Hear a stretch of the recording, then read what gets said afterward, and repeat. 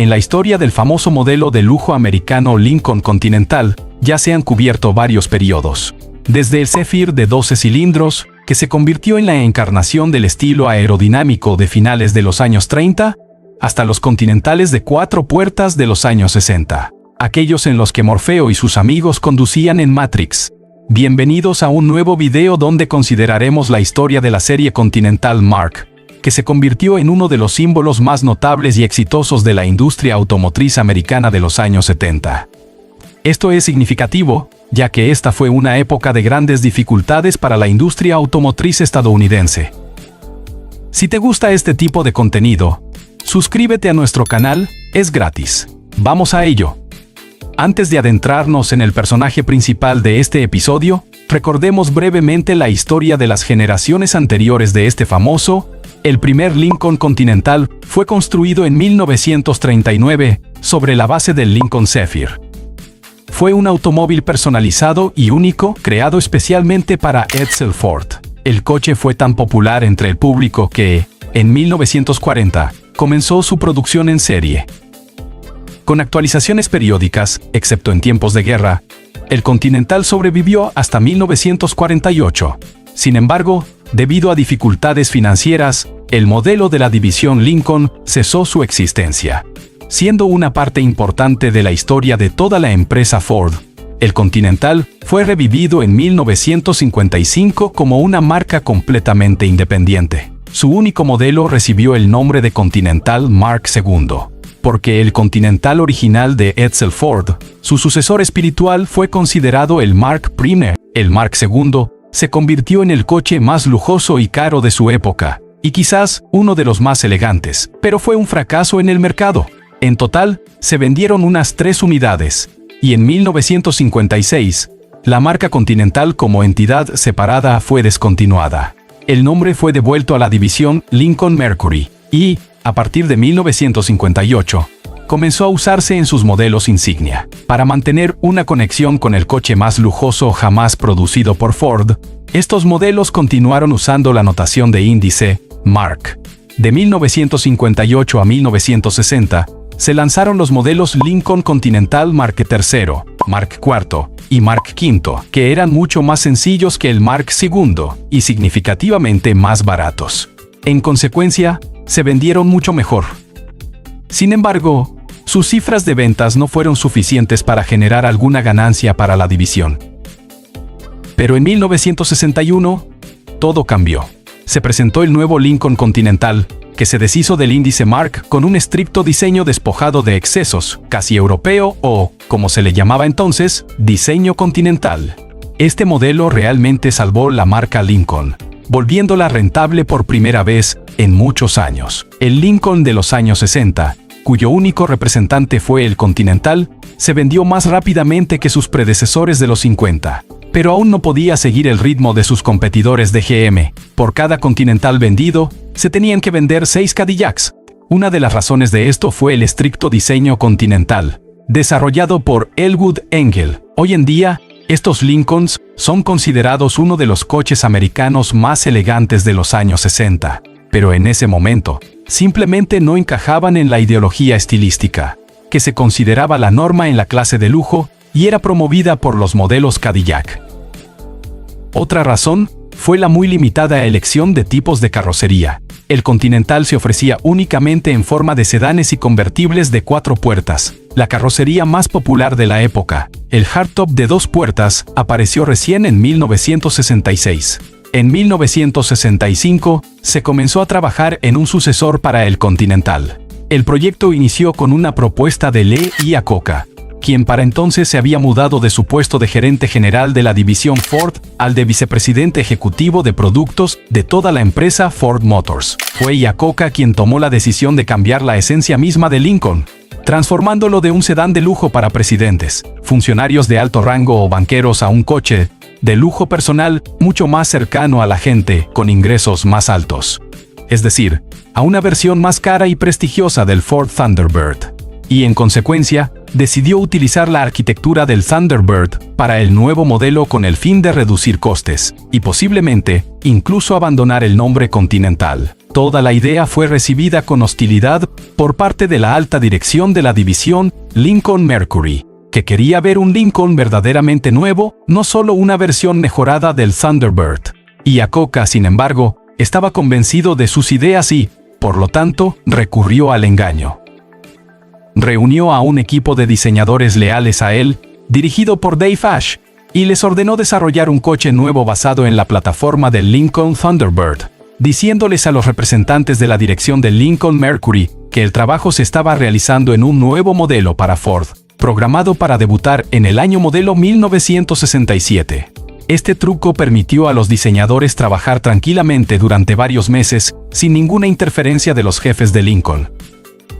El proyecto recibió el nombre de Lincoln Lancelot. Como de costumbre, se hicieron numerosos bocetos, sobre cuya base se crearon varios diseños en arcilla en 1965.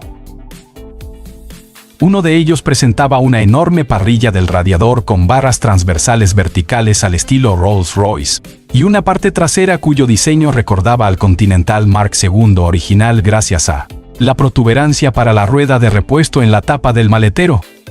Este tipo de diseño, por cierto, tiene un nombre: estilo Continental.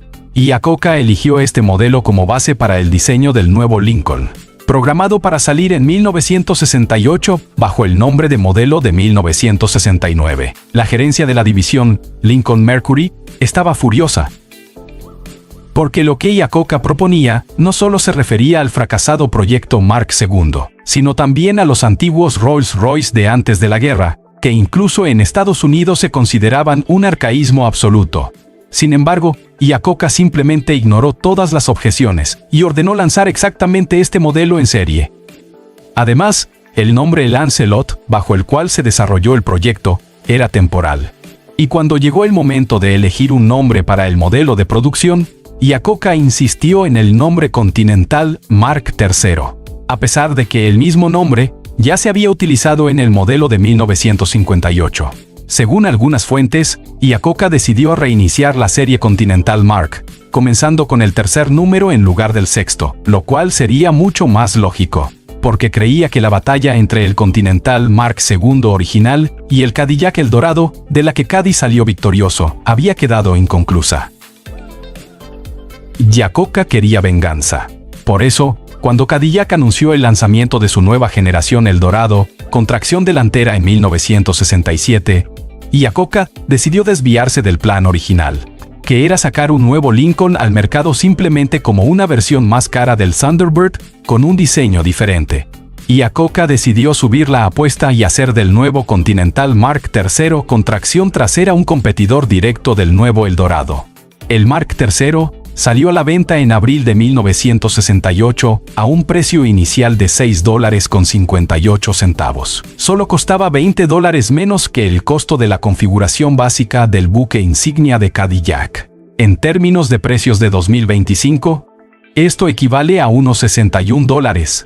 El paquete básico del Mark III incluía dirección asistida y frenos de disco delanteros, elevalunas eléctricos, asiento del conductor eléctrico de 2 direcciones, limpiaparabrisas con control de velocidad y un salpicadero con imitación de madera. En 1970, la imitación fue reemplazada por madera de nogal auténtica y aparecieron relojes de la marca Cartier en el panel.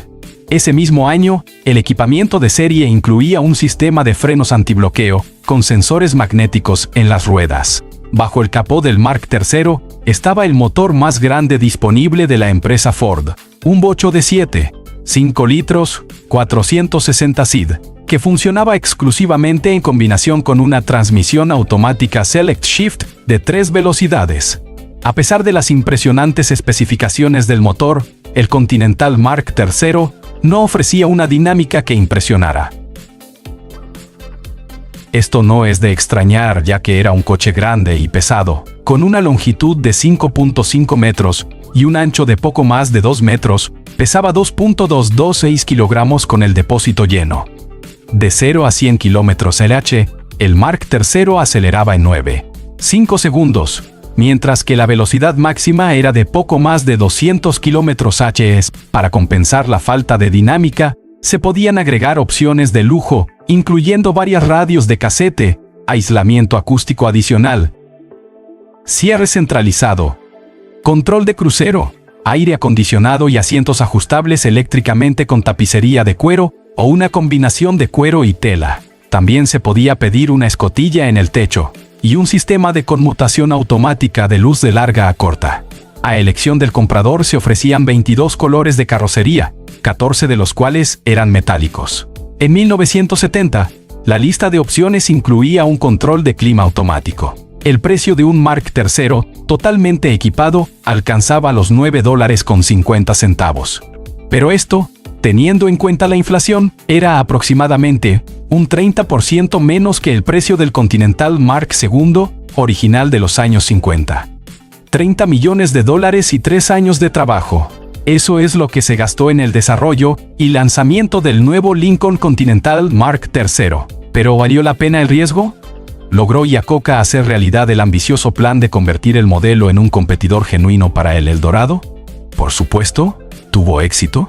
Durante sus más de 3 años de producción, de 1969 a 1971, la circulación del modelo superó las 79 unidades. Por primera vez en su historia de producción en serie, el Continental superó al Eldorado en ventas y circulación, que durante el mismo periodo ascendieron a 74.5 unidades. Lo más importante es que el Continental Mark III resultó ser un producto altamente rentable, gracias a la distribución de los costos de desarrollo y producción entre él y el nuevo Thunderbird. Por cada Mark III vendido, la división Lincoln Mercury ganaba aproximadamente $2, lo que finalmente resultó en una ganancia de más de $150 millones. También es importante mencionar que el coupé de 2 puertas de la serie Mark no fue el único producto Lincoln. En 1970 salió a la venta una nueva generación de modelos Continental que no pertenecía a la familia Mark. Estos eran sedanes de 4 puertas de 5.71 metros de largo. A diferencia de la generación anterior, que usaba puertas traseras de apertura inversa, el nuevo modelo recibió la disposición habitual de las puertas. También se ofrecieron versiones de 2 puertas. La presencia de estos modelos, no relacionados con la familia Mark, contribuyó a cierta confusión en la nomenclatura de la línea Lincoln. Pero no repelió. O más bien, incluso atrajo a nuevos compradores. Bajo el capó de estos modelos se encontraba el mismo bocho de 7.5 litros con 365 caballos de fuerza y 678 Nm de torque. La transmisión seguía siendo la misma automática de 3 velocidades. La aceleración de 0 a 100 km/h era de 9.5 segundos.